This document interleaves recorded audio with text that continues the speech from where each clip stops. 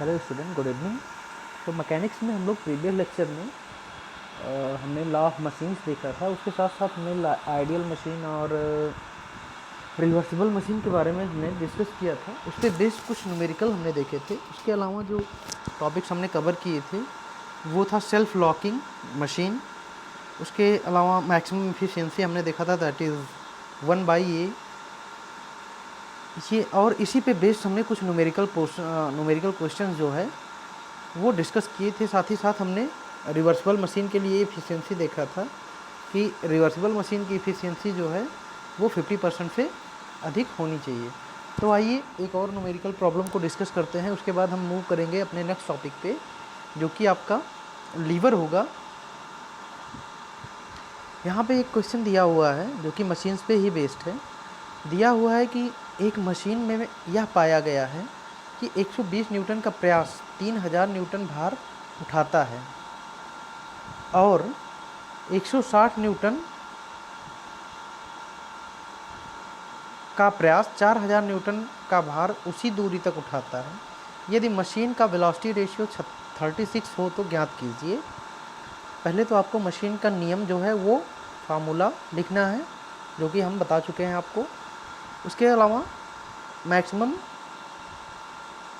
जो है mechanical efficiency 1/A, ठीक है। उसके अलावा अधिकतम एफिशिएंसी और 5500 न्यूटन भार उठाने के लिए प्रयास की वैल्यू। तो चलिए मशीन का अगर सबसे पहले बात करें मशीन के नियम की, तो ये आपको पता है P = AW+B, जहाँ पे A और B क्या होता है आपका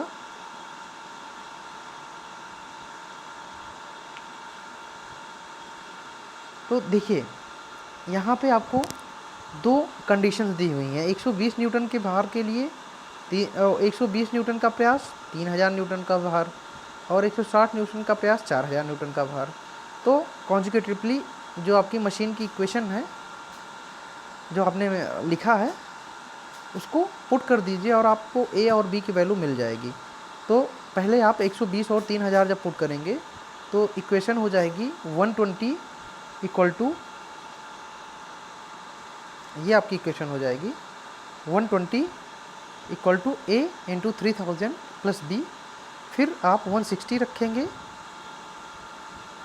रखेंगे तो आपका हो जाएगा 160 = A × 4000। अब दोनों इक्वेशन को सॉल्व करेंगे तो आपको कुछ नहीं करना है। पहली इक्वेशन में 3 से और पहली इक्वेशन में 4 से और दूसरी इक्वेशन में 3 से मल्टीप्लाई करके और इक्वेशन को सॉल्व करेंगे तो आपको A और B की वैल्यू 0 और 1/25 मिलेगी। तो यहाँ से इस वैल्यू को आप इक्वेशन फर्स्ट में रखेंगे जो मशीन का इक्वेशन है, तो आपको P की वैल्यू मिल जाएगी W/25। अब कह रहा है मैक्सिमम इफिशियंसी, तो आपको मैंने बताया था मैक्सिमम मैकेनिकल एडवांटेज। तो जैसा मैंने आपको बताया था कि मैक्सिमम मैकेनिकल एडवांटेज आपका 1/A। A की वैल्यू आपको दी हुई है 1/25 रखेंगे तो आपका 25 आ जाएगा। इसी तरीके से मैक्सिमम इफिशियंसी आपकी 1/A × VR होता है। वेलोसिटी रेशियो आपको दिया हुआ है 36, पुट करेंगे तो यहाँ से आपका 69.4 जो है मैक्सिमम एफिशिएंसी आ जाएगी। उसके अलावा कह रहा है 5500 न्यूटन भार के लिए प्रयास। तो प्रयास यानी कि एफर्ट हमारा क्या है W/25। W की वैल्यू आप 5500 रखेंगे तो यहाँ से 220 न्यूटन आपको 5500 न्यूटन लोड के लिए एफर्ट की वैल्यू मिल जाएगी। अब नेक्स्ट टॉपिक हमारा है इम्पॉर्टेंट लिफ्टिंग मशीन, यानी कि भार उठाने वाली मुख्य मशीनें। इसके बारे में हमें डिस्कस करना है। तो बेसिकली भार उठाने वाली जो मशीनें हैं उनके कुछ प्रकार आपको दिए गए हैं, जैसे कि आपका लीवर हो गया, आपकी पुली हो गई, व्हील एंड एक्सल हो गया, गाड़ियों में आपने देखा होगा। उसके अलावा डिफरेंशियल व्हील एंड एक्सल हो गया, ठीक है। एक तरीके से ये क्या है, जो एक्सल है उसी का एडवांस वर्जन डिफरेंशियल होता है, ठीक है।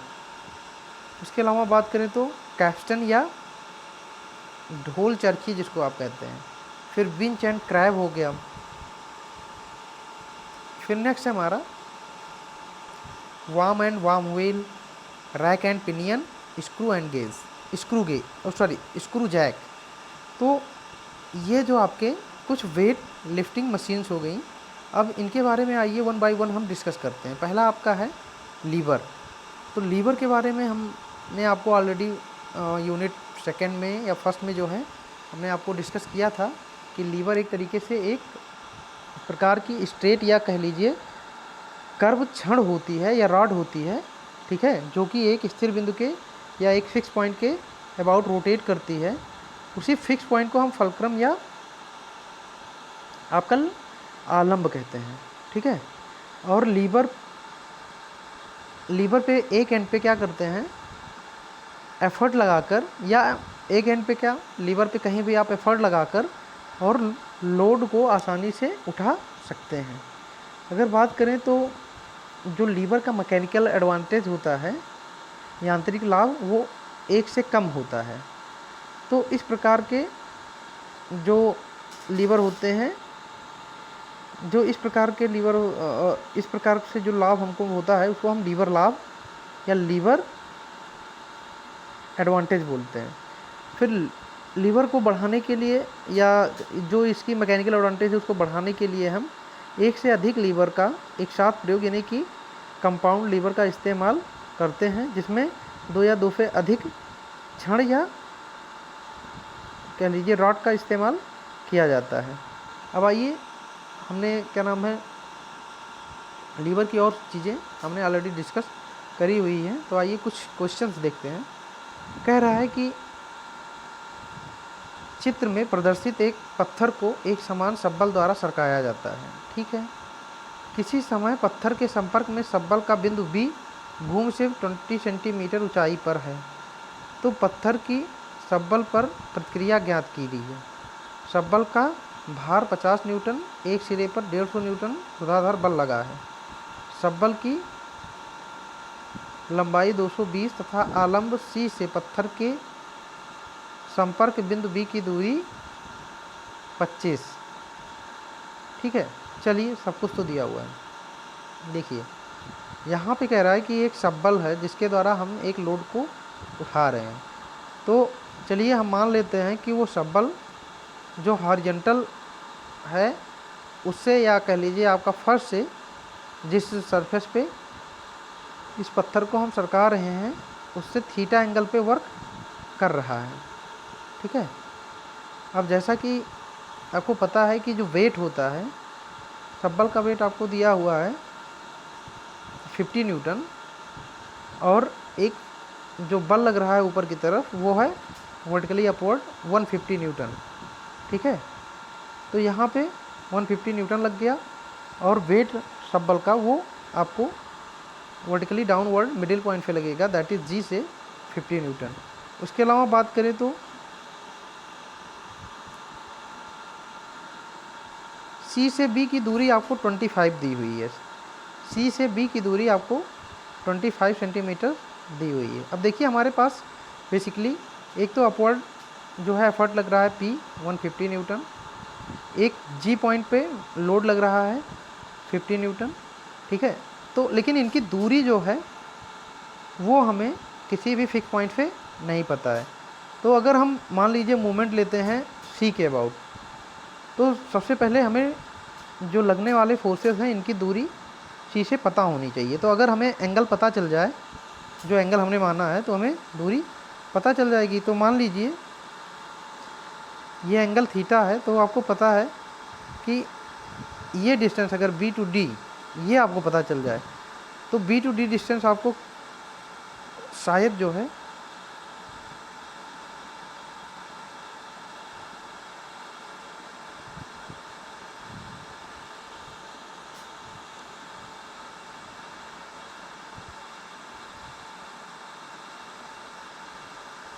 आपको B to D डिस्टेंस दी हुई है।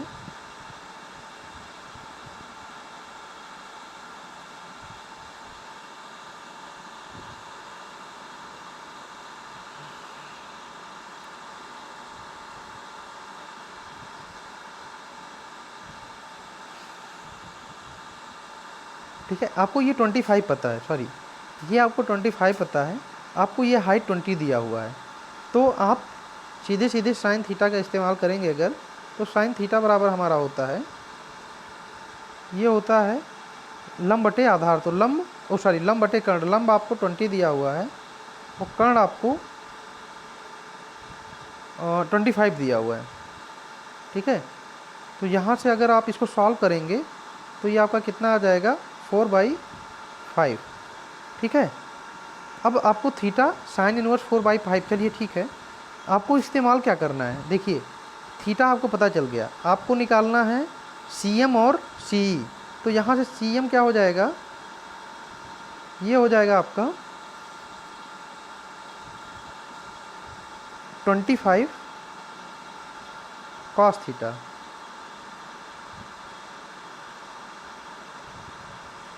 ठीक है। और आपका CE हो जाएगा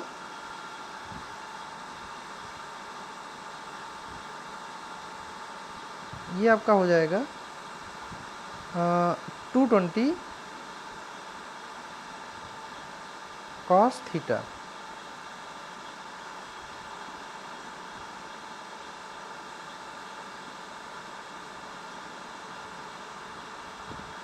ठीक है। अब दो जगह आपको cos थीटा पता करना। साइन थीटा अगर 4/5 है तो cos क्या होता है, cos थीटा आपका हो जाएगा 1 माइनस साइन स्क्वायर थीटा, यानी कि 4/5 का होल स्क्वायर, ठीक है। यहाँ से आपको cos थीटा कितना मिल जाएगा, 16/25 9/5, यानी कि 3/5। बस आपको ये वैल्यू पुट करनी है और सब कुछ आपको मिल जाएगा। चलिए तो देखते हैं। बस तो यहाँ से आपने वही चीज़ें निकाली हुई हैं, 4/5 3/5 इंटू 20 132 सेंटीमीटर और CM आपका आ गया 66 सेंटीमीटर। अब आपको C के अबाउट जो आपका फिक्स पॉइंट फी है यहाँ पे, इसके अबाउट आपको मूवमेंट ले लेना है। तो अगर 50 न्यूटन की बात करें तो ये क्लॉकवाइज रोटेट करा रहा है, तो यहाँ से आपका क्या हो जाएगा 50 इंटू CM। इसी तरीके से वो एंटी क्लॉकवाइज करा रहा है तो 150 इंटू आपका हो जाएगा 220 cos थीटा, ठीक है। उसके अलावा रिएक्शन की बात करें, देखिए रिएक्शन फोर्स कहाँ पे लगेगी, जहाँ पे ये पत्थर को टच कर रहा है वर्टिकली अपवर्ड, ठीक है। और वही हमको क्या है, हम ये मान के चल रहे हैं कि रिएक्शन फोर्स हमारी RB है, ठीक है। तो अब देखिए जो मूवमेंट होगा पॉइंट फी के अबाउट वो क्या होगा, इक्वल टू 0 होगा, क्योंकि बैलेंस कंडीशन में है, ठीक है। C के अबाउट ही रोटेट कर रहा है। तो यहाँ से जो है हमारा रिएक्शन फोर्स, इसको हम सॉल्व करके निकालेंगे तो R बराबर क्या आ जाएगा 160 न्यूटन।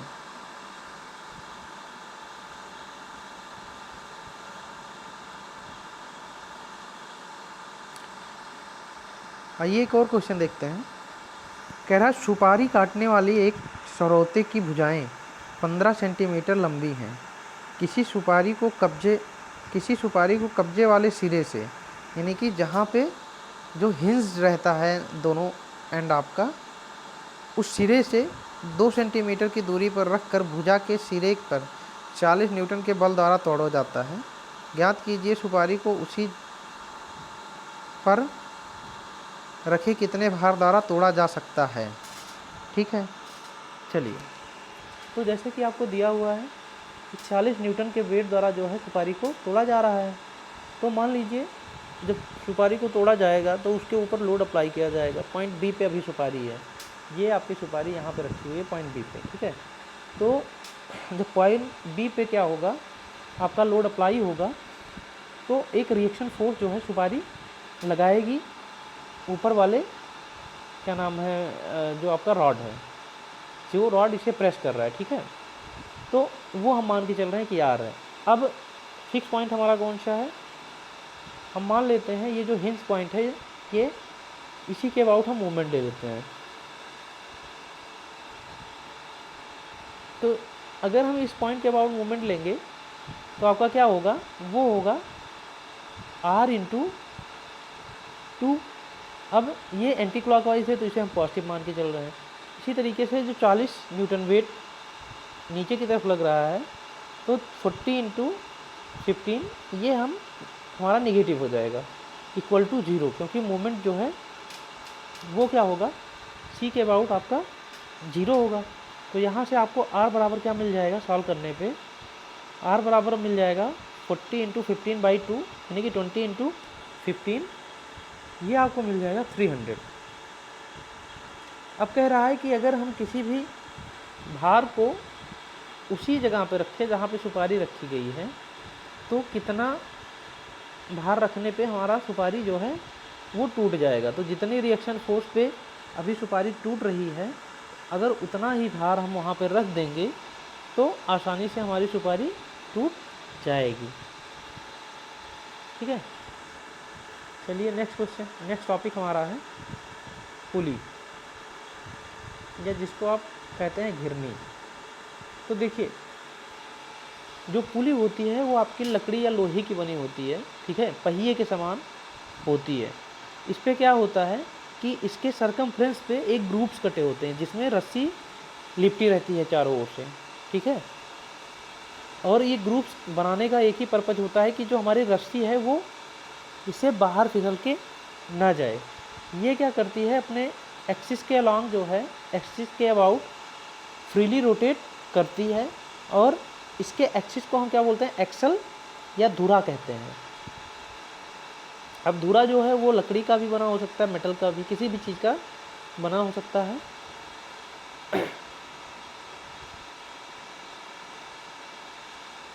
और इस फ्रेम को जो है, जो ये फ्रेम होता है जिसपे क्या नाम है पुली लगी रहती है, उसको हम ब्लॉक कहते हैं।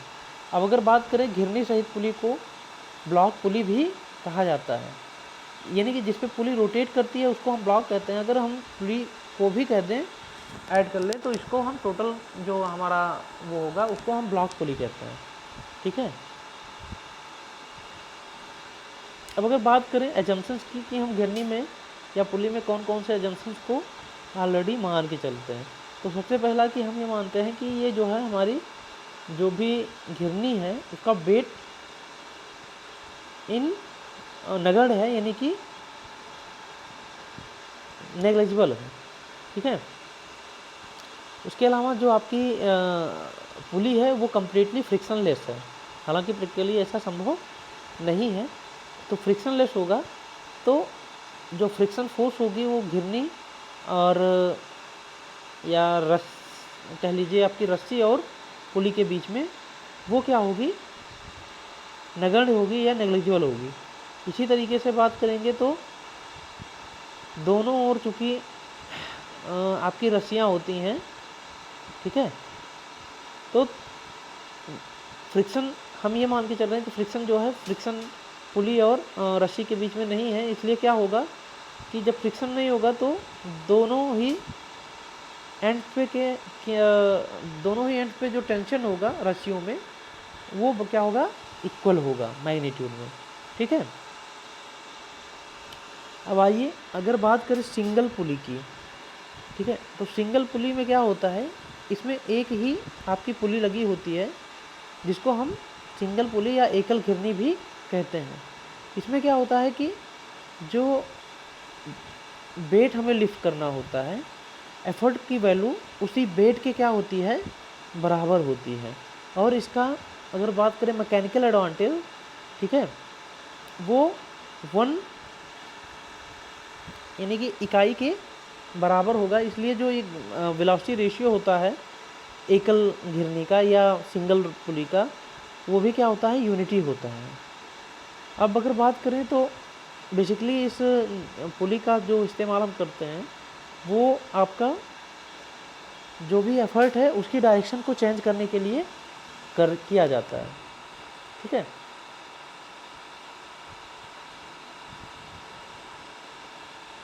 जो आपकी ये घिरनियाँ होती हैं सिंगल पुली, ये 2 टाइप की होती हैं, एक फिक्स पुली होती है और एक मूवेबल पुली होती है। अगर बात करेंगे फिक्स पुली तो ये क्या करती है कि एक जगह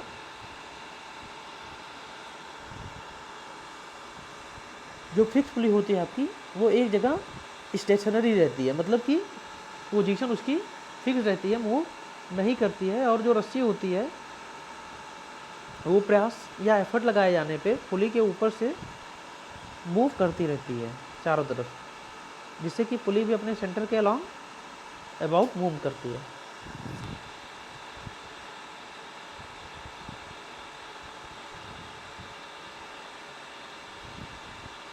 अब देखिए, माना कि कोई वेट हम W जो है लिफ्ट कर रहे हैं, यहाँ पे आपको दिख रहा है ये हमारा वेट है W, जिसको हमें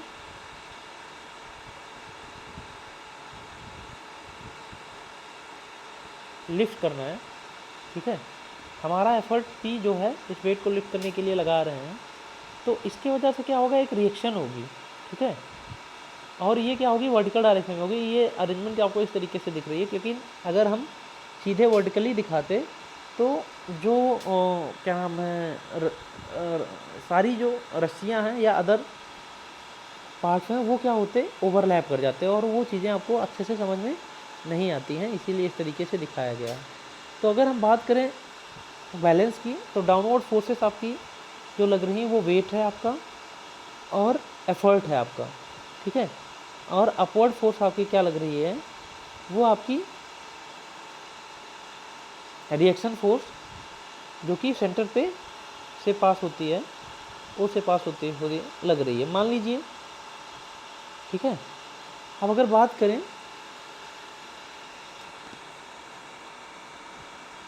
तो जैसा कि आप लोग को यहाँ पे दिख रहा होगा कि रस्सी में मैंने आपको बताया फ्रिक्शनलेस होती हैं पुलियाँ, तो जो रस्सी होती है या एफर्ट में कहिए कोई भी लॉस नहीं होता। तो पुली के दोनों तरफ जो रस्सियाँ होती हैं उनमें टेंशन क्या होता है, सेम होता है, इसलिए क्या होगा, T इक्वल टू आपका एफर्ट के बराबर होगा और W के बराबर होगा, क्योंकि एक साइड एफर्ट लगा है, एक साइड W लगा है। तो अगर हम बैलेंस की कंडीशन मानते हैं तो उस केस में जो T होगा वो एफर्ट और आपका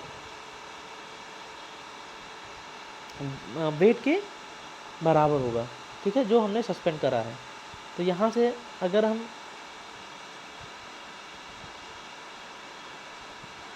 बैलेंस इक्वेशन की बात करें तो R इक्वल टू क्या हो जाएगा, W प्लस W, यानी कि 2W, ठीक है। तो मान लीजिए कि अगर हमारे पास जो पुली है उसका भार भी या वेट भी स्मॉल r है, तो उसका वेट भी स्मॉल W है, तो आपका क्या हो जाएगा, R equal to 2W plus W, small W, ठीक है। अब ये मान के चल रहे हैं, मानिए कि जो दोनों रस्सियां हैं उनके बीच जो उनमें लगने वाला टेंशन है, उन टेंशन्स के बीच में जो एंगल है वो 90 ना होके किसी थीटा एंगल पे कार्यरत है, ठीक है। अब चूँकि वेट जो है वो तो हमेशा वर्टिकली अपवर्ड ही काम करता है, तो अगर हम बात करें तो जो रिएक्शन फोर्स है उसकी वैल्यू अगर हम कैसे निकालेंगे, तो R बराबर क्या हो जाएगा, जो भी ये देखिए, एक अगर हम बात करें यहाँ पे तो एक आपका इधर लग रहा है, एक इधर लग रहा है, दोनों के बीच में एंगल अगर थीटा है, तो दो फोर्सेस का रिजल्टेंट आप कैसे निकालेंगे। उनका रिजल्टेंट क्या होता है, पहली फोर्स का स्क्वायर प्लस दूसरी फोर्स का square plus 2 into P into पहली फोर्स इंटू दूसरी फोर्स इंटू कॉस थीटा, ठीक है। तो वही अब हमें करना है। तो यहाँ से P square plus W square plus 2PW cos theta, तो R बराबर क्या हो जाएगा, क्योंकि P equal to T equal to W, ठीक है। T इक्वल टू क्या है, W, तो P और W भी बराबर हैं। तो अगर आप चाहे W की जगह P या P की जगह W को रख के रिजल्टेंट निकालेंगे, तो यहाँ से आपको क्या मिलेगा कि W square plus W square plus 2W square cos theta, ठीक है।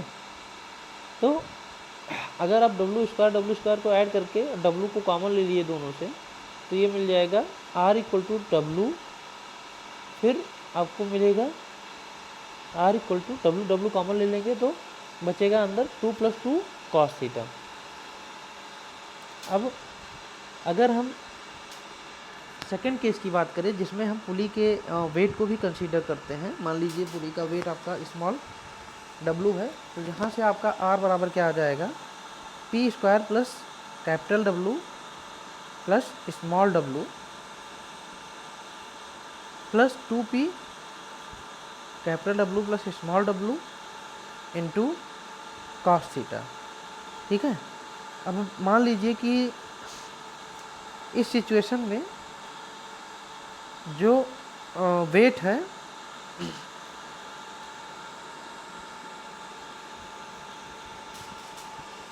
वो आपका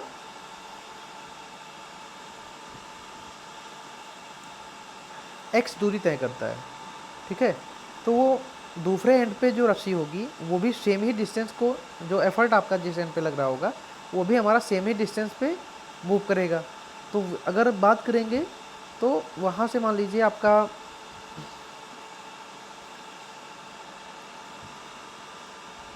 ये जो रस्सी है ये x डिस्टेंस नीचे जा रही है, तो ये वाली रस्सी भी सेम ही जो y डिस्टेंस ये मूव करेगी ये सेम x के बराबर ही होगी, यानी कि y इक्वल टू एक्स।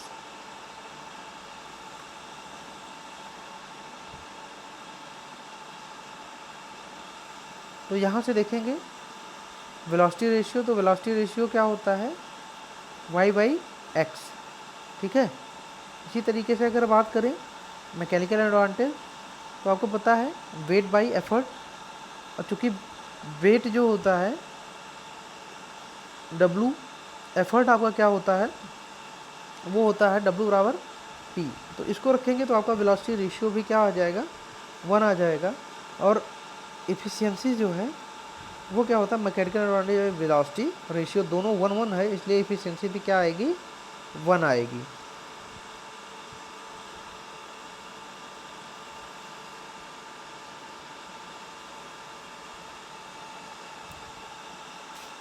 मतलब कि 100%।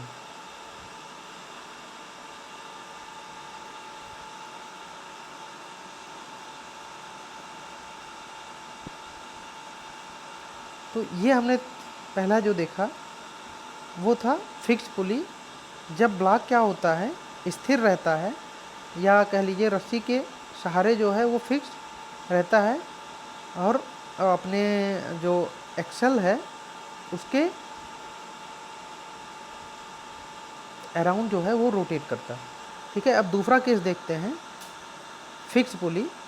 इसमें क्या होता है, इस प्रकार के जो अरेंजमेंट होते हैं, इसमें जो आप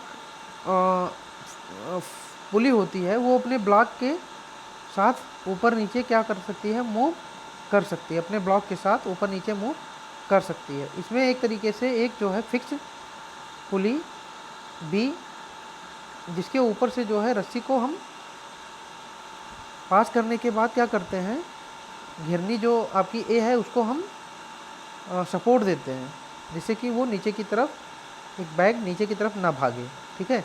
अब अगर बात करें चूँकि, तो जो पुलीज़ हैं वो फ्रिक्शनलेस, हम ये एजम्पशन मान के चलते हैं। साथ ही साथ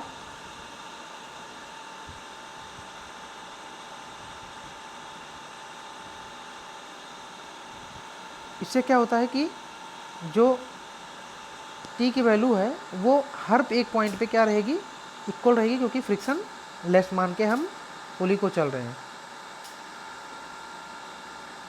अब मान लेते हैं कि W जो वेट है वो आपका पुली A1 से लटका हुआ है, और एफर्ट P जो है वो फ्री एंड पे रस्सी के कार्यरत है। तो अगर हम बात करेंगे, तो अगर आप पुली B की बात करिए तो देखिए, क्योंकि फ्रिक्शन लेस है इसलिए इधर भी टेंशन और इधर भी टेंशन होगा। ठीक है। अब P जो है वो क्या है, एफर्ट हम लगा रहे हैं, तो जो आपका P एफर्ट है वो नीचे की तरफ लग रहा है, तो यहाँ से क्या होगा, P इक्वल टू क्या हो जाएगा आपका T, है ना। अब अगर पॉइंट P पे हम B पे ही बैलेंस की बात करें, तो 2T ऊपर लग रहा है, TT नीचे लग रहा है, तो T plus T equal to क्या हो जाएगा, TT। ठीक है। अगर A पे हम कुछ आवाज़ें सुने, ओह सॉरी, देखिए अगर हम A पे बैलेंस कंडीशन को बैलेंस मान के ए को इक्वेशन को हम मेंटेन करें तो यहाँ से आपका क्या आ जाएगा, क्योंकि डब्लू वर्टिकली डाउनवर्ड लग रहा है और दोनों जो रस्सियाँ हैं उसमें टेंशन फोर्स हमारी फ्रिक्शन ना होने की वजह से क्या है, टी टी सेम है। तो T plus T equal to क्या हो जाएगा, डब्लू, यानी कि डब्लू इक्वल टू 2t। अब चूँकि टी इक्वल टू क्या है, पी एंड पे अगर हम देखें तो यहाँ से इस तरीके से डब्लू इक्वल टू क्या हो जाएगा, 2p हो जाएगा। अब मैकेनिकल एडवांटेज की बात करें तो डब्लू बाई पी होता है और चूँकि डब्लू बराबर 2p है तो पी पी कट जाएगा और आपका जो मैकेनिकल एडवांटेज है मूवेबल पुली सिस्टम में वो क्या हो जाएगा, 2 के बराबर हो जाएगा। ठीक है,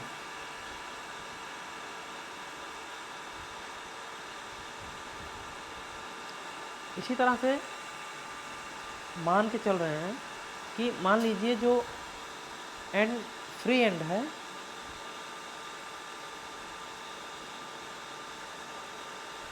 ये, इस पे जो आप एफर्ट लगा रहे हैं वो मूव करके हम 2x नीचे आ जाता है, यानी कि P1 पोजीशन पे आ जाता है।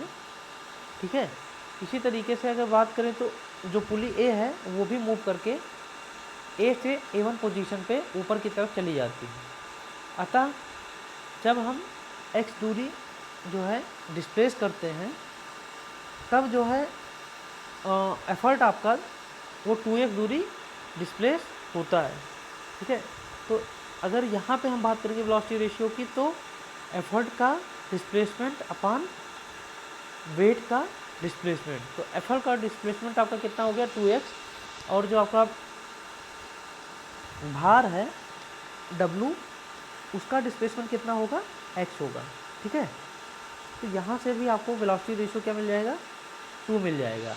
अब अगर बात करें पुली ए बी की, अगर मान लीजिए वेट आपका स्मॉल w है तो रस्सी में तनाव T1 बराबर क्या हो जाएगा, P हो जाएगा, है ना। यानी कि अगर रस्सी में किसी प्रकार का तनाव हुआ तो वहाँ पे क्या हो जाएगा, T1 बराबर P हो जाएगा। ठीक है, अब अगर बात करें पॉइंट O की तो O पे क्या हो रहा है, यहाँ पे देखिए ये है आपका O पॉइंट, तो T1 हमने T1 माना हुआ है अभी, तो T1 नीचे की तरफ लग रहा है, तो O पे जो लगने वाला जो बैलेंस कंडीशन में, अगर हम कंडीशन को बैलेंस कर बात करें तो यहाँ से क्या हो जाएगा, T1 और T1 दो नीचे की तरफ लग रहे हैं, प्लस आपका जो पुली का वेट है वो W भी नीचे की तरफ लग रहा है, तो ये क्या हो जाएगा, 2T1 प्लस W। अब अगर A पे बैलेंसिंग की बात करें पॉइंट A पे,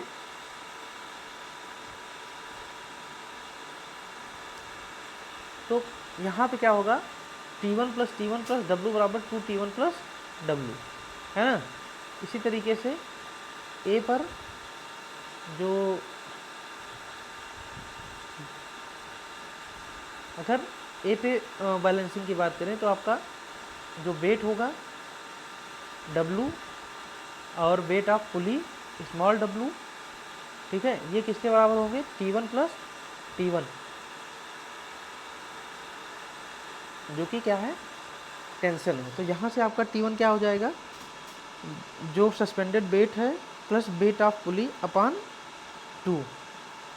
अगर बात करें सिस्टम ऑफ पुलीज की तो यहाँ पे आपको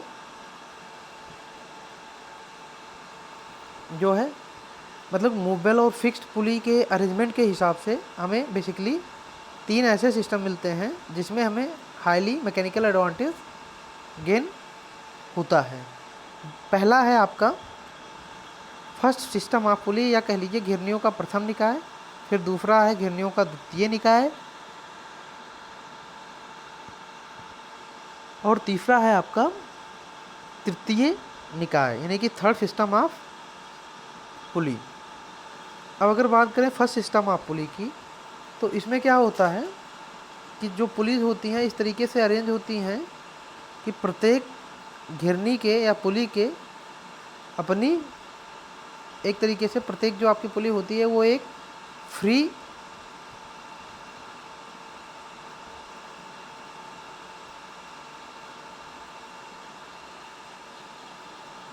तो जो आपकी मूवेबल घिरनी होती है, ठीक है, वो क्या होती है, एक फ्री या कह लीजिए इंडिपेंडेंट रोप से लटकी हुई या क्या नाम है, हाँ लटकी हुई ही होती है। और जो सभी रस्सी का एक सिरा क्या होता है, एक फिक्स पॉइंट पे बंधा होता है, और तथा जो सेकंड होता है वो घिरनी की जो पेरीफेरी है उसको पास करते हुए साइड की जो ऊंची वाली घिरनी होती है उसके केंद्र पर बांधा रहता है। अब यहाँ में मूवेबल घिरनी क्या जो आपका फ्री एंड होता है या स्वतंत्र सिरा उस पर प्रयास लगाते हैं जो मूवेबल घिरनी होती है।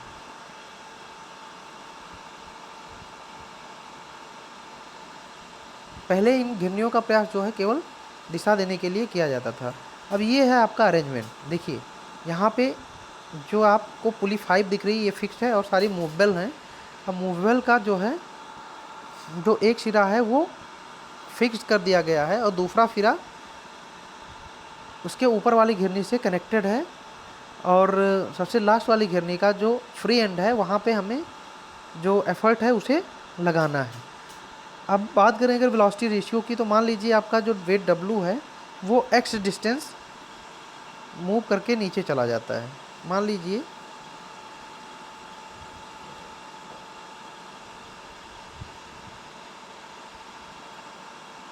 ये क्या है, x डिस्टेंस नीचे मूव कर जाता है, तो ये दोनों भी क्या होगा, 2x नीचे की तरफ दो वाला मूव करेगा। इसी तरीके से अगर ये 2x नीचे की तरफ तो 2x इस साइड 2x उस साइड, यानी कि जो 3 होगा ये 4x नीचे की तरफ मूव करेगा, ठीक है। अब ये 4x एक साइड 4x उस साइड, तो ये 8x नीचे की तरफ जो है आपको इसकी मूवमेंट मिलेगी, ठीक है।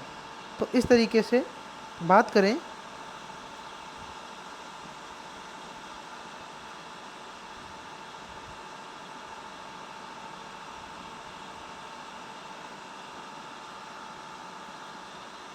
तो वेलोसिटी रेशियो आपका क्या होता है, एफर्ट का डिस्प्लेसमेंट अपॉन वेट का डिस्प्लेसमेंट, ठीक है।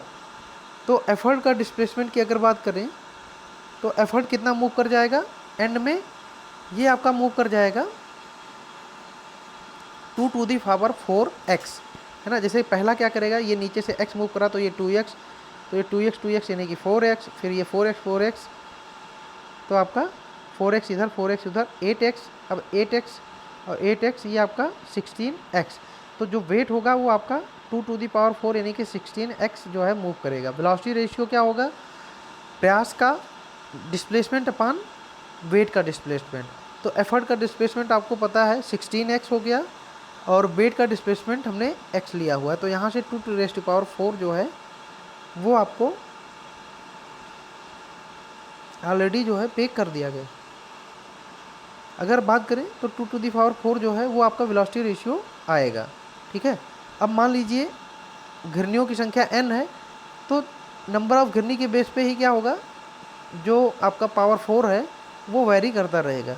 अगर बात करें घिरनियों की, तो अगर घिरनियाँ 4 हैं तो 2⁴ आपका क्या हो जाएगा, वेलोसिटी रेशियो हो जाएगा।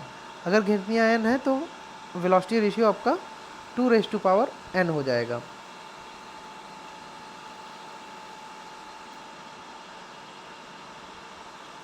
अब बात करें मैकेनिकल एडवांटेज की, तो आपको पता है जो पुली 1 2 3 4 है, मान लीजिए इसका वेट जो है small W1 W2 W3 W4 है, तथा जो इसमें लगने वाला टेंशन है वो हम मान के चल रहे हैं, क्योंकि वेट हमने माना तो टेंशन चेंज हो जाएगा। तो मान के चल रहे हैं कि पहली पुली में T1 टेंशन, दूसरी पुली में T2, तीसरी में T3 और चौथी में T4 टेंशन है।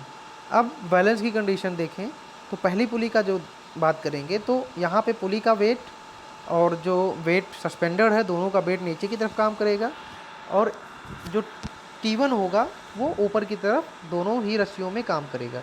तो इस तरीके से बात करें तो 2T1 इक्वल टू क्या हो जाएगा, W प्लस स्मॉल W1। तो यहाँ से आपको T1 बराबर क्या मिल जाएगा, W/2 प्लस W1/2। अब ऐसे दूसरी पुली के लिए बात करेंगे तो ये भी क्या होगा, यहाँ से क्या होगा आपका जो T1 होगा, ठीक है, वो तो आपका नीचे की तरफ लगेगा, साथ ही साथ जो पुली का वेट होगा W2 वो भी नीचे की तरफ लगेगा, ऊपर की तरफ आपका 2T2 लगेगा। तो 2T2 बराबर क्या हो जाएगा, T1 प्लस W2। तो यहाँ से अगर आप बात करेंगे T2 की तो ये हो जाएगा T1 प्लस W2 बाई 2। अब T1 की वैल्यू आपको पता है W2 बाई W1 बाई 2 और W1 बाई 2, और W2 ही रहेगा अपान 2। तो यहाँ से आपका T2 बराबर क्या हो जाएगा, W by 2 raise to power 2, फिर small W1 by 2 and capital W2 by 2। इसी तरह T3 क्या हो जाएगा, T2 बाई W3। तो यहाँ से आपका T2 बाई W3 बाई 2, और T3 बराबर क्या हो जाएगा, W by 2 raise to power 3, फिर small W1 upon 2 raise to power 3, फिर small W2 2 raise to power 2 and plus W3 upon 2। तो इस तरीके से जो है आप T3 की वैल्यू को निकालेंगे। अब अगर T4 की बात करें तो T4 बराबर क्या होगा, T3 इंटू W4, यानी कि weight of pulley 4 plus tension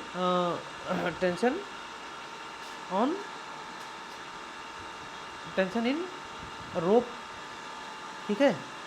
तो 2T4 बराबर T3 प्लस W4। T3 की वैल्यू आपको पता है W by 2 raise to power 4, फिर W1 by 2 raise to power 2 power 4, फिर W2 by 2 raise to power 3 and W3 by 2 raise to power 2। W4 बराबर W3 upon 2 raise to power 3 plus W4 by 2। अब चूँकि यहाँ पे हमारा effort क्या है, जो T4 है उसी के बराबर है, तो यहाँ से आपका क्या हो जाएगा, एफर्ट बराबर क्या हो जाएगा, W by 2 raise to power 4, W1 by 2 raise to power 3, W2 by 2 raise to power 3, W3 by 2 raise to power 2 and W4 by 2 raise to power 1, है ना। तो इसी तरीके से मान लीजिए n घिरनियाँ हो तो आपका जो P होगा, यानी कि क्या कह लीजिए Tn, वो क्या होगा, W by 2 raise to power n plus small Wn by 2 raise to power n plus W2 by 2 raise to power n minus 1, फिर W3 by 2 raise to power n minus 3। इसी तरीके से आपका जो है वो एफर्ट निकल आएगा। अब यहाँ पे अगर हम एक काम करें कि दोनों एंड पे 2 रेज टू पावर n से मल्टीप्लाई करा दें, तो ये हो जाएगा W plus W1 plus 2W2 plus 2 square W3, ऐसे करके 2 raise to power n Wn। अगर सभी जो आपकी पुलीज़ हैं उनका वेट एक जैसा हो तो W1 बराबर W2 बराबर W3 Wn बराबर W, ठीक है। तो यहाँ से आपको क्या मिल जाएगा, n बराबर Wn बराबर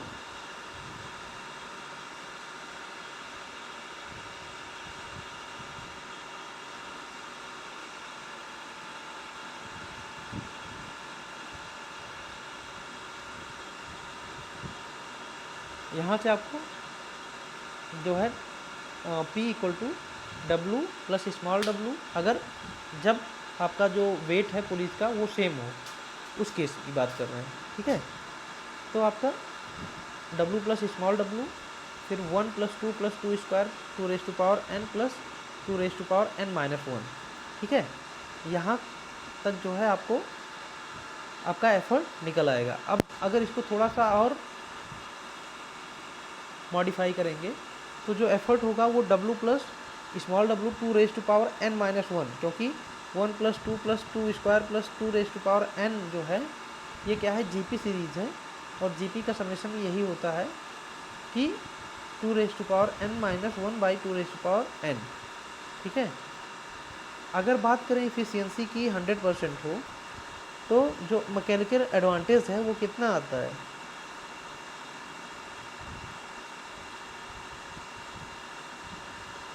मैकेनिकल एडवांटेज बराबर क्या होता है, W by P.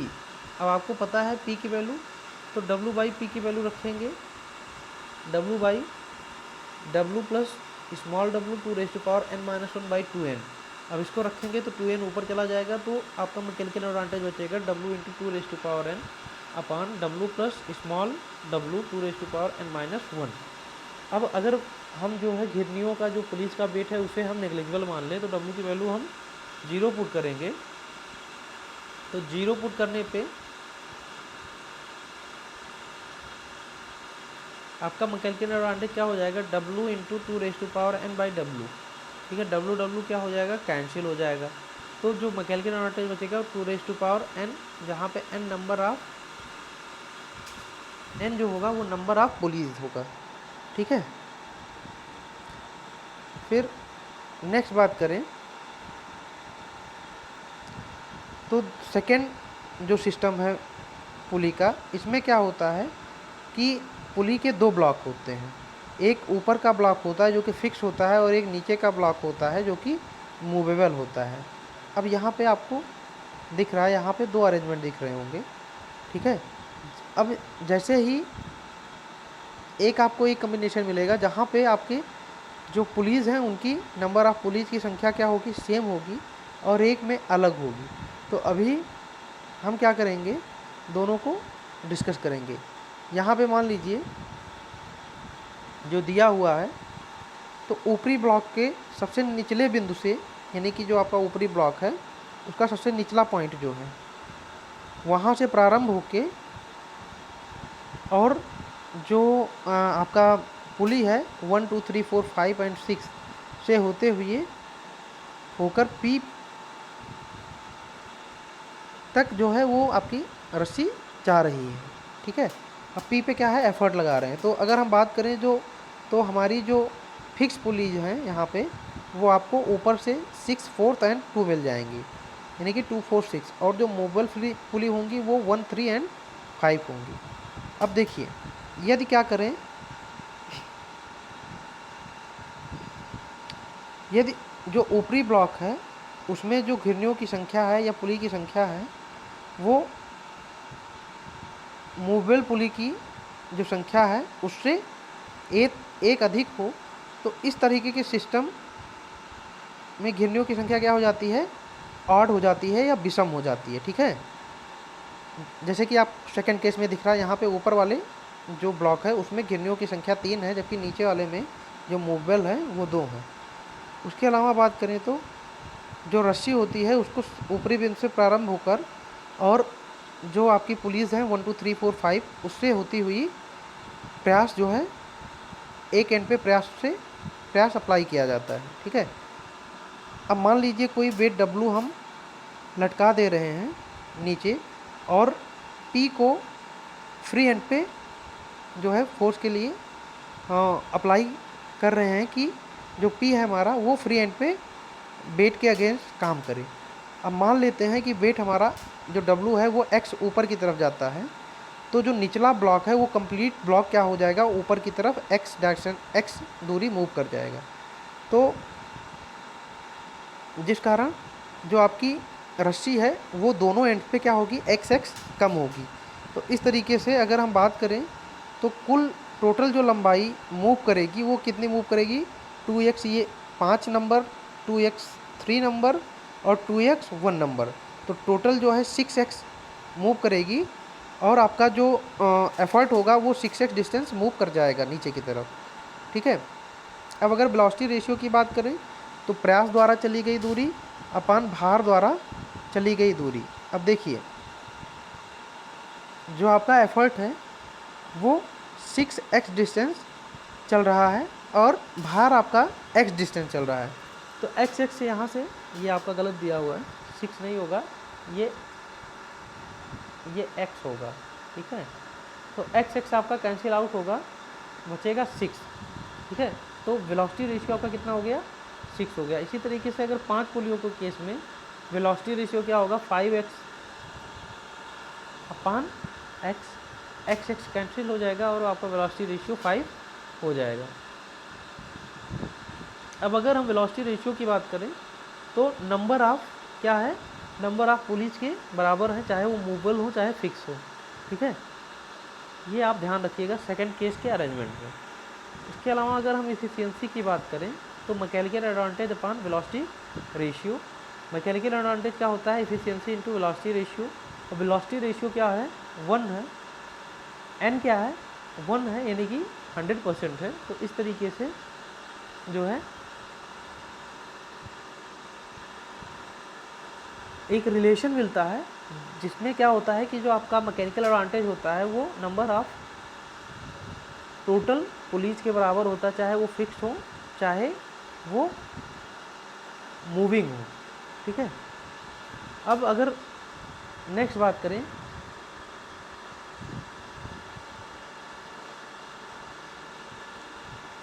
Third arrangement की, तो इसमें थर्ड सिस्टम में क्या है? थर्ड सिस्टम ऑफ पुली में इसमें एक जो है आपकी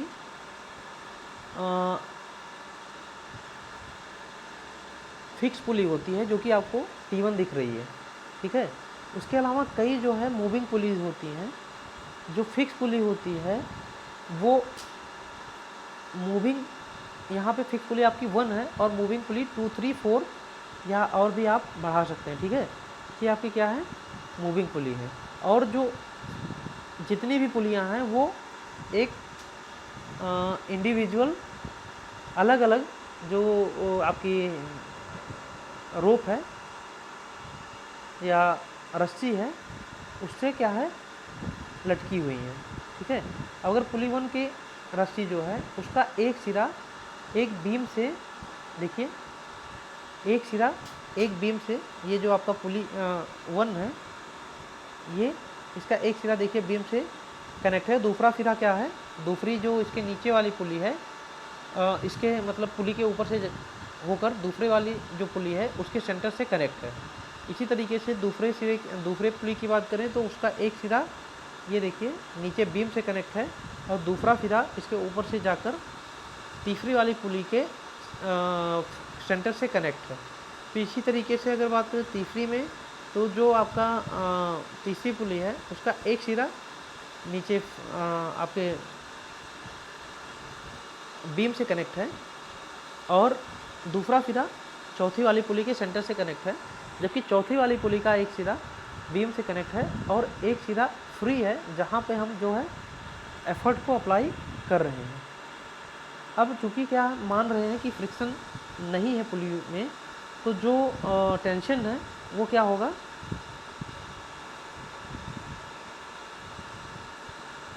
इक्वल होगा। अब मान लीजिए कि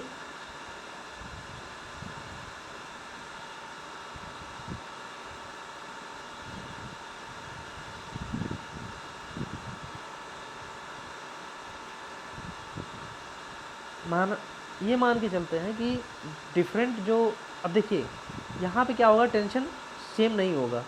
क्यों नहीं होगा? उसका रीज़न है क्योंकि हमें जो लोड है, जो बीम है, उसका लोड अलग अलग रस्सी पे अलग अलग पड़ेगा। ठीक है, अब अगर बात करें तो मान लीजिए कि डिफरेंट जो आपकी रोप्स हैं उनमें तनाव T1, T2, T3 और T4 है। चूँकि ये घर्षण रहित होने की वजह से दोनों एंड पे सेम ही टेंशन जनरेट होगा। तो अगर बात करें पुली 4 पे, तो यहाँ पे क्या है आपका, जो पुली 4 है यहाँ पे आपका जो T1 होगा वो आपके एफर्ट के बराबर होगा, क्योंकि एफर्ट नीचे लग रहा है, T1 ऊपर लग रहा है। उसके बाद बात करें पुली सेकेंड की, तो इसमें जो आप पुली थर्ड की, तो यहाँ पे आप बात करेंगे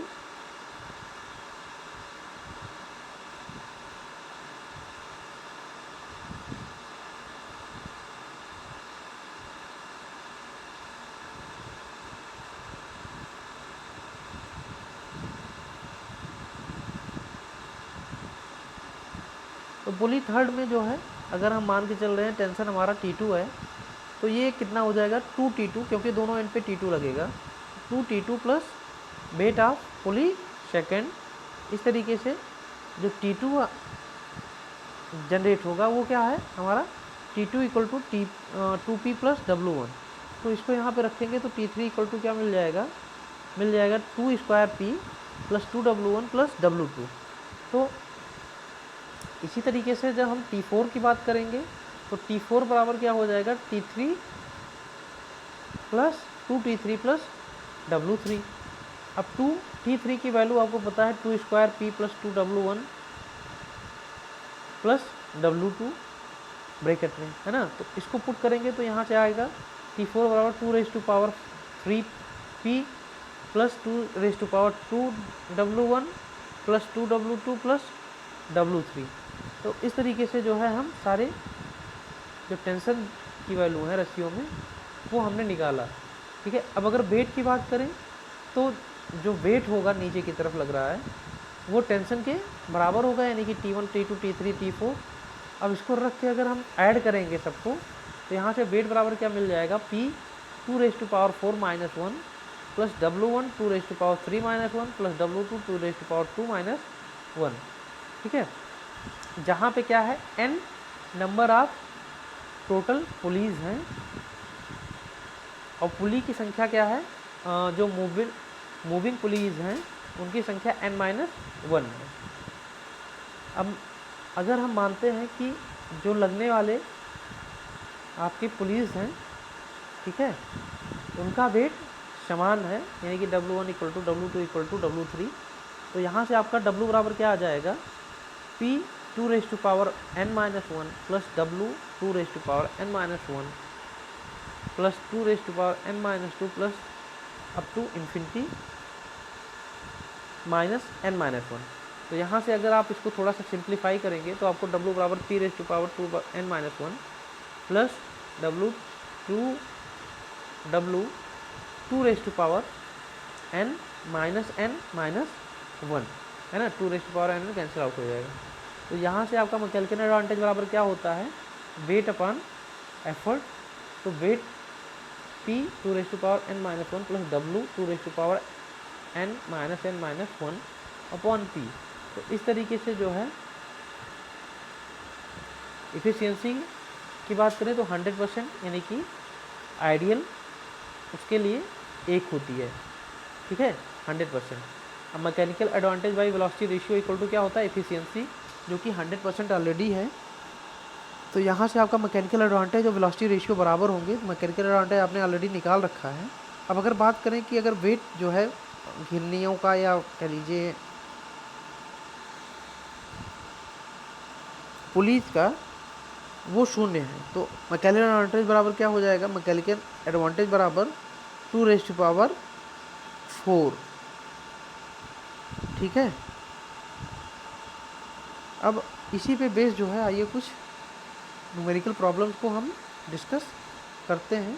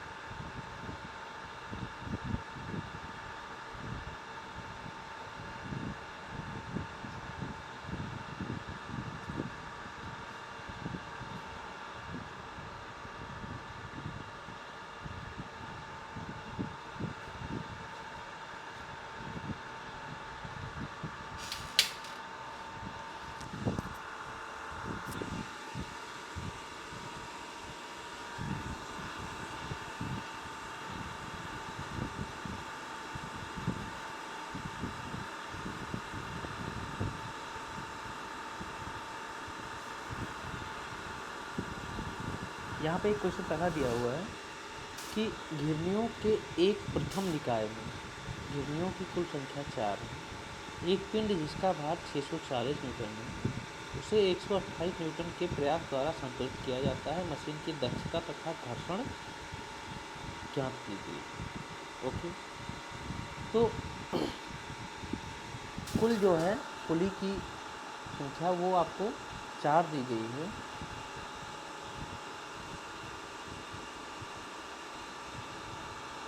तो यहाँ से मूवेबल जो आपकी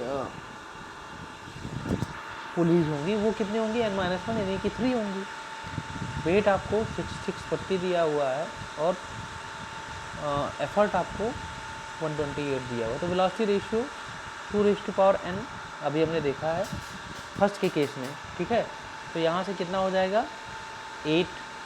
उसके बाद मैकेनिकल एडवांटेज W/P, W आपको दिया है, एफर्ट आपको दिया है, तो यहाँ से आपको मैकेनिकल एडवांटेज मिल जाएगा। अब इफ़िशियंसी की बात करें तो इफ़िशियंसी सबको पता है mechanical advantage by velocity ratio, इसको आप पुट करेंगे और यहाँ से आपको 5/8 यानी कि 0.625 यानी कि 62.5% इफ़िशियंसी मिल जाएगी। अब कह रहा है कि घर्षण, तो अगर हम एफर्ट के फॉर्म में देखें तो P/F आपको हमने पहले ही बताया है, P - W by velocity ratio होता है। P आपको 128 दिया हुआ है, W आपको 640 दिया हुआ है और 8 आपको दिया हुआ है वेलोसिटी रेशियो, तो यहाँ से 48 आपका आ जाएगा। और अगर आप यही चीज़ वेट के फॉर्म उसमें देखें तो क्या होता है, P into velocity ratio minus W, velocity ratio P और W सब आपको दिया है, तो यहाँ से आपका 384 जो है वेट के फॉर्म में या वेट के टर्म्स में आपको मिल जाएगा।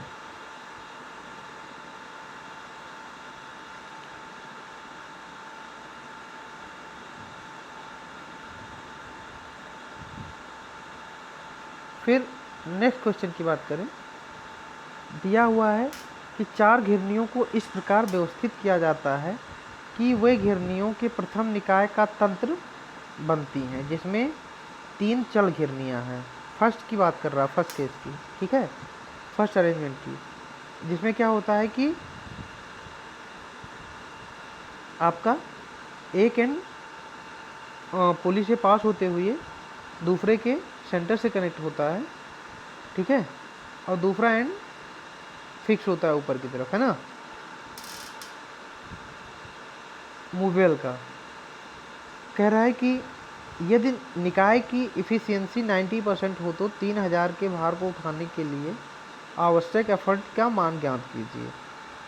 घर्षण में नष्ट प्रयास भी ज्ञात कीजिए। तो सबसे पहले अगर वेलोसिटी रेशियो की बात करें 2⁴n यहाँ से आपको मिल जाएगा। उसके अलावा मैकेनिकल एडवांटेज जो होगा आपका वो क्या होता है, n इंटू वेलोसिटी रेशियो, ठीक है, sorry efficiency into velocity ratio. अब इफ़िशियंसी भी आपको 90% दी हुई है, वेलोसिटी रेशियो आपने निकाला है, तो 90% का क्या हो जाएगा आपका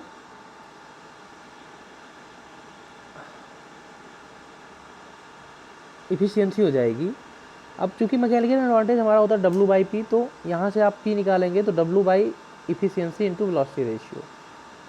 वेट आपको दिया है वो है आपका 3000, इफ़िशियंसी 0.9 एंड वेलोसिटी रेशियो 8। इसको सॉल्व करेंगे तो 416.67 न्यूटन जो है वो हमें एफर्ट की वैल्यू मिल जाएगी। अब कह रहा है घर्षण में नष्ट प्रयास, तो Pf इक्वल टू क्या होता है, P minus W/VR।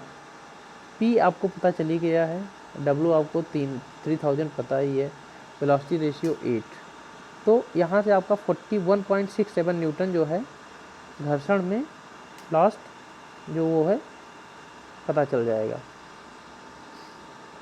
Next question कह रहा है कि प्रथम घिरनी तंत्र या निकाय में 4 घिरनियाँ हैं।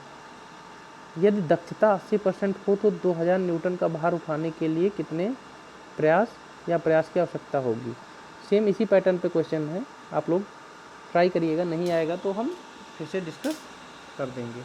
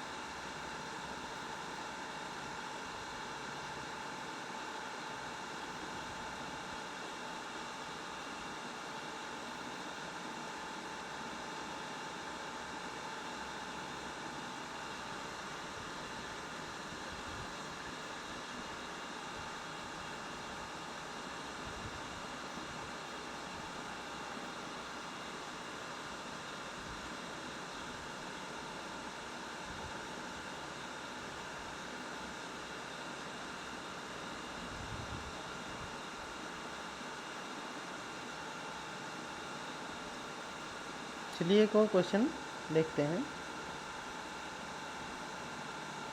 कह रहा है प्रथम घिरनी तंत्र या निकाय में 4 घिरनियाँ हैं।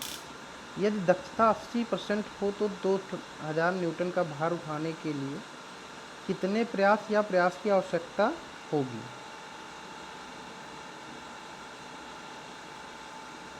तो सबसे पहली बात कि वेलोसिटी रेशियो 2⁻n यानी कि 3, जो moving number of moving pulleys, ठीक है, यहाँ से आपका 8 आ जाएगा।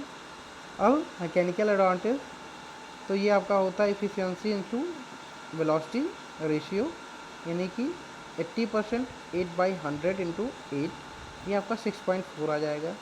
मैकेनिकल एडवांटेज आपको पता है W/P, ये भी आ जाएगा। तो यहाँ से W/P, अब आपको पता है कि मैकेनिकल एडवांटेज जो है वो 6.4 अभी आपने निकाला है, तो यहाँ से जब निकालेंगे तो आपको P की वैल्यू मिल जाएगी। यही चीज़ें आपसे पूछ रहा था।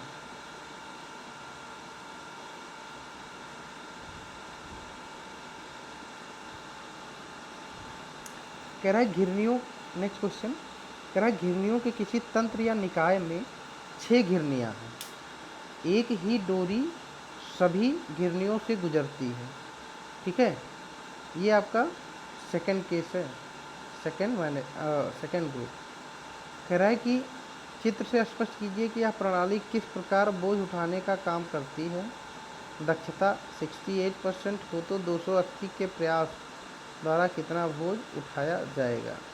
सबसे पहले अगर हम वेगानुपात की बात करें तो हमारी जो मूवेबल पुलीज हैं वो 3 हैं, यानी कि 2 वेगानुपात की बात करें तो आपका मूवेबल नंबर ऑफ, क्योंकि सेकंड केस में क्या है, number of pulleys, total number of pulleys, movable plus fixed, यानी कि 6। Mechanical advantage efficiency into velocity ratio, कुछ वही केस, तो 68/100 इंटू 6, ये हो गया 40.8। उसके अलावा बात करें तो मैकेनिकल इफिशियंसी की या यांत्रिक लाभ की, तो ये आपका होता है W/P, ये आपका 4.08 हो गया, ठीक है। अब यहाँ से W की बात करेंगे तो W इक्वल टू क्या हो जाएगा, P इंटू 4.08, तो 4.08 बराबर, W बराबर 4.08 इंटू P की वैल्यू 280,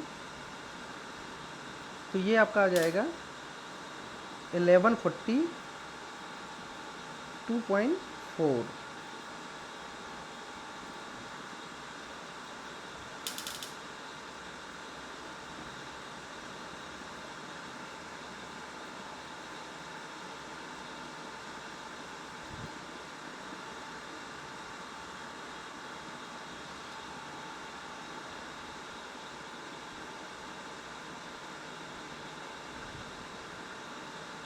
आइए एक और क्वेश्चन देखते हैं। कह रहा है घिरनियों के प्रथम निकाय में घिरनियों की कुल संख्या 5 है, ठीक है, ऑर्डर दिया हुआ है। यदि प्रत्येक घिरनी का भार 20 न्यूटन, यहाँ पे आपको अलग से वेट भी दिया हुआ है, हो तो 90% दक्षता पर 8 किलो न्यूटन भार उठाने के लिए कितने बल की आवश्यकता होती है। सबसे पहले आपको मैकेनिकल एडवांटेज दिया हुआ है, तो ये बराबर क्या होगा आपका W 2⁻n अपान W plus small w 2⁻n-1 है ना। अब चूँकि यहाँ पे हमको ऑलरेडी वेट दिया हुआ है, ठीक है,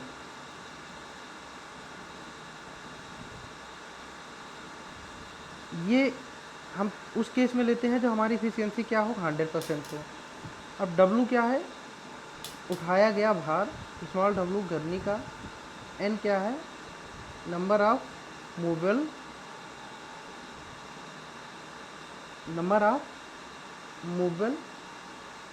पुलीज, ठीक है। ये आपका क्या होगा 5 - 1 = 4। अब जब बात करें एफिशिएंसी की 90% है, तो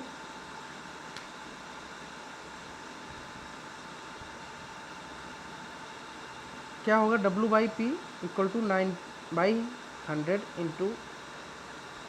9/100 आदर्श यांत्रिक लाभ, यानी कि आइडियल मैकेनिकल एडवांटेज। तो आइडियल मैकेनिकल एडवांटेज अब क्या होता है, W × 2⁻n अपान W plus small w 2⁻n-1। Values रखिए, W की वैल्यू आपको पता है 8000/P, 90/100 इक्वल टू इंटू क्या होगा फिर W, तो W आपका 8000 × 2⁻n/8000 प्लस 20 × 2⁻n। तो यहाँ से अगर आप सॉल्व करेंगे तो आपको P की वैल्यू 576.4 न्यूटन मिलेगी। तो इस तरीके से जो है आपका पुली पे तीनों टाइप्स पे बेस्ड जो न्यूमेरिकल प्रॉब्लम्स है उसको हम सॉल्व करते हैं।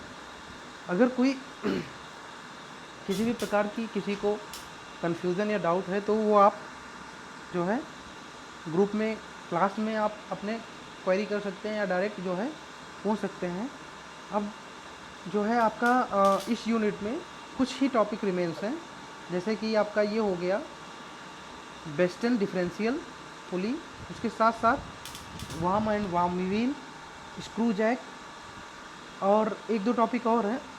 तो आपकी जो मैकेनिक्स की टोटल सिलेबस है वो आपका ऑलमोस्ट आने वाले 2 से 3 लेक्चर्स में कंप्लीट हो जाएगा। कुछ न्यूमेरिकल प्रॉब्लम्स हैं उसको भी हम साथ में उन्हीं प्रिंसिपल पे बेस्ड न्यूमेरिकल प्रॉब्लम्स को भी हम डिस्कस करते हुए चलेंगे। अगर इसके अलावा किसी को कोई डाउट होगा तो आप जो है डायरेक्ट कॉल के थ्रू या आप क्लासरूम में व्हाट्सएप ग्रुप पे भी आप अपने क्वेरीज को कंटिन्यू कर सकते हैं। आई होप आपको आज के लेक्चर में जो भी टॉपिक्स हमने कवर करी हैं वो समझ में आई होगी, और नेक्स्ट जो है जो टॉपिक्स हैं वो हम नेक्स्ट अगले लेक्चर में कवर करके सिलेबस को कंप्लीट कर देंगे। आज के क्लास को यहीं पे क्लोज करते हैं। Thank you so much class.